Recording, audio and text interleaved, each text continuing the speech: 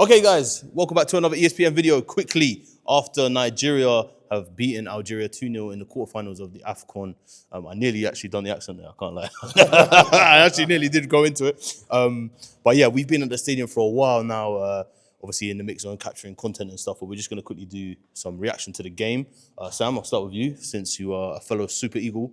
What were your thoughts on the game, bro? There was a really strong performance from the boys, wasn't it? Yeah, I mean, coming into this game, I think there was a lot of expectation that it was going to be a little bit more closer, I would say. I think a lot of people probably favoured Algeria over Nigeria, but just having a few conversations this week with people, I think from a fan's perspective, obviously, supporting the Super Eagles, like people kind of reassured me that, you know what, it's not going to be that easy for Algeria, and today I think Nigeria proved it. I still stand by my word by saying before this game, we didn't play any hard team.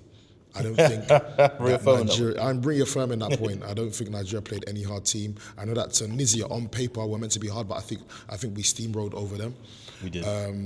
But coming into this game, I felt like if Nigeria could get past this game, dominate it, then you have to take them seriously. And today they did exactly that. From the back to the front, every single player put in a shift. So I have to give them their props. One guy that I want to shout out, bro, that never gets his props is Alex Iwobi. You see today, yeah, he's cooking at the moment. And by the way, I only caught the second half because I was late. Yes. Yeah, I only caught the second half because I was late. You see that guy? Yeah, put some respect on Alex Iwobi's name because he's a serious player when he puts on the Super Eagles shirt. He never ever backs down. He's always putting in 110%. So people need to stop disrespecting him. But I know there's a lot of players that put in a shift today, but I just wanted to make sure that got out there. Alex got his flowers. Yeah, man. No, 100%. I actually hear that. Kirk, what were your thoughts as the neutral on the ground, man? The op on the ground. Yeah, I mean, I think as a whole, Nigeria did. I'd say they did more than what I expected. To be fair, I thought Algeria were going to be a much tougher test than what they were, and I think it's a testament to them because it seems like they nullified the individual brilliance of Algeria as well. It just looked like a lot of their counterattacks, a lot of their everything that they attempted, Nigeria just had an answer for it. Yes. I second Sam's point about Iwobi. I think he's had an amazing tournament. But I also want to make mention of Ademola Lookman. I know people have mentioned him quite a few times, and we as ESPN had a post go out earlier to ask the question of whether or not we can actually consider Lookman as one of the the player of the tournament at the moment. If you're looking at the fact that he's sitting at the top of the assist table and also joint second in goals, he's performed in every game he's appeared for Nigeria. So yeah, he's played really well. Yeah, it's tough being a Ghanaian, but I think after this victory for Nigeria, I'm taking them seriously. I'm taking them very, very seriously. Were you not taking us serious before? I think, well, you say of course he wasn't, but I think half of the Super Eagles, some of you weren't taking yourselves very seriously. That's also true, honestly. Yeah. But yeah, I think, before, as Sam mentioned, some of the teams that you played, you were, personally, I was expecting you to beat most of those teams anyway.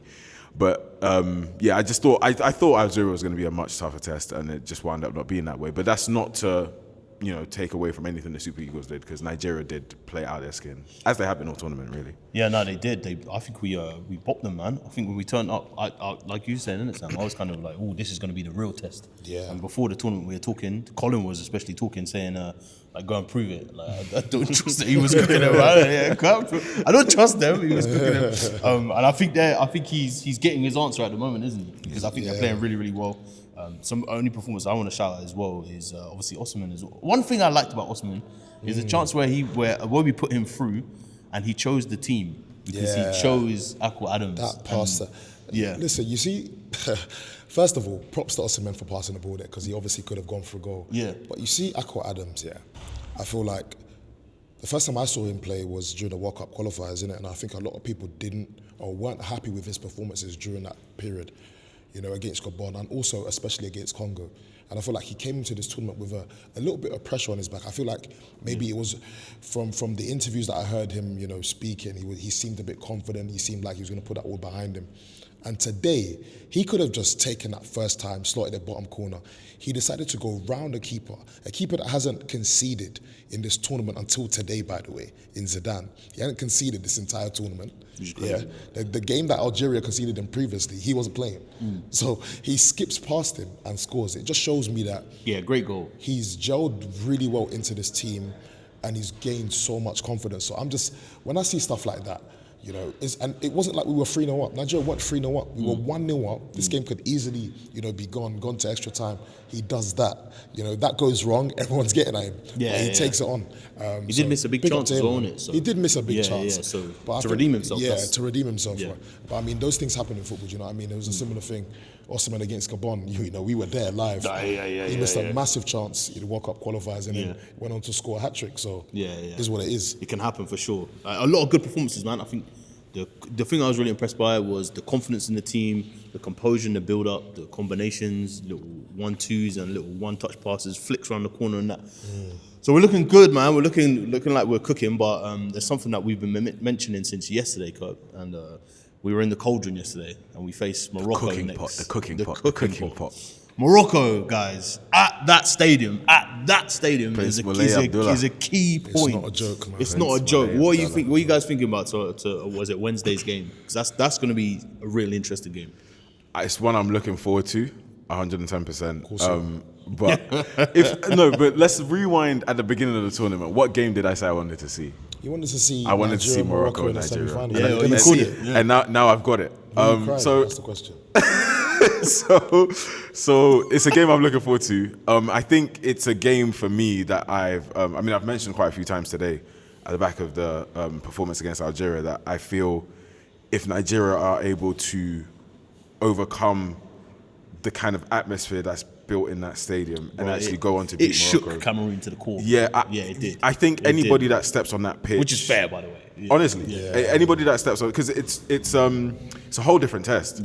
Like anyone that steps on that pitch, in that atmosphere, it just seems to swallow them whole. And like we've had an experience of it again against Cameroon, and all throughout the tournament we keep saying that obviously it's all packed and the noise every single time the opposition take a touch, whistles, cheers. It's just not just normal whistles. It's deafening. It's so like I feel like you have to be there to experience just how loud it is. Yeah, because myself and Kirk, we saw the first game, you know, Morocco's first game of the tournament, and then it was nothing compared to what we experienced yesterday against Cameroon. Isolated completely. That was the first time I've ever witnessed live, I think, the fans having an impact on the actual field of play. It really changed the complexion of the game. I think it's going to be interesting though, because Nigeria have experienced something like this before. The AFCON final 2023 was in Ivory Coast home, and it was a similar thing. You'd look at the crowd, it was a sea of orange and like dots of green. Like we had no fans in the arena. There's going to be a similar thing, I think, in this semi-final. And you know, I was speaking to Shemi Ajayi today, and he mentioned that, you know, today, it was just Algeria fans pretty much. You could just about hear the Nigeria They band brought in the atmosphere corner. as well, Do you know what I mean? Until we scored the second goal, they were rocking the entire stadium. So it's a similar thing. Look, it's going to be interesting to see how they handle it. But I think if they want to win this AFCON, they have to go there and win. We're talking 70,000 capacity. They have to make it work. And I think Morocco fear us though.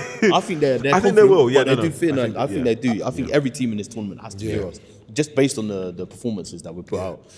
I do want to just mention one last thing about the stadium issue, because I do think CAF should prioritise having a section for the away fans. I don't think it's fair that we're going to those Morocco games, and I know it's the home crowd, and you know, they want to watch the games, etc. But I think at least each team deserves at least a section of 1,000, 2,000 seats. That's just dedicated to them, that the away team knows that their fans are there. It just makes things a little bit more balanced. Like, it's a tournament. I know it's based in Morocco, but it's still the Africa Cup. It's not the Morocco Cup. Oh, they hear, bro. Yeah. No, I hear it, because boy, oh boy, the Cameroon fans, they felt alone, bro. it's like 5 of them. Yeah.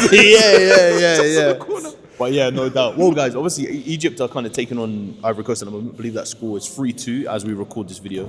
And we'll see the outcome of that. But we'll be back with more videos, more reaction throughout the tournament, more previews. And I'm going to chat to Colin. I have to chat to Colin about this game as well. So guys, thank you for tuning in, and we'll see you on the next video.